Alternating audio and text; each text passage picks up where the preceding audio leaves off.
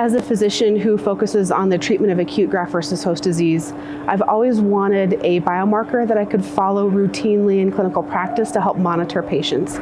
It can be really challenging. Their clinical symptoms may wax and wane, and worsening doesn't necessarily mean that GvHD is actually getting worse. Infections or dietary changes can cause changes in symptoms, but they don't actually mean that the disease is progressing. And so we need some kind of tool to help us figure this out. So what we did is we developed a number of biomarkers that we looked at that involved tissue repair, regeneration, and inflammation.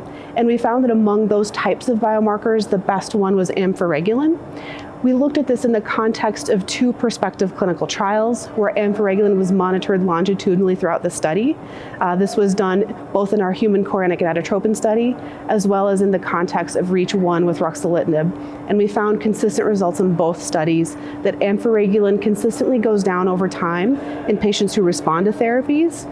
And those who do not respond, their Amphiregulin does not decrease. And so this can be helpful as you're monitoring patients with their graft-versus-host disease, especially when they're 1 or 2 months out and their symptoms are worsening and you're wondering, is this truly progression of GvHD or something else that I can just evaluate and monitor? Amphiregulin is likely to be very useful in that setting.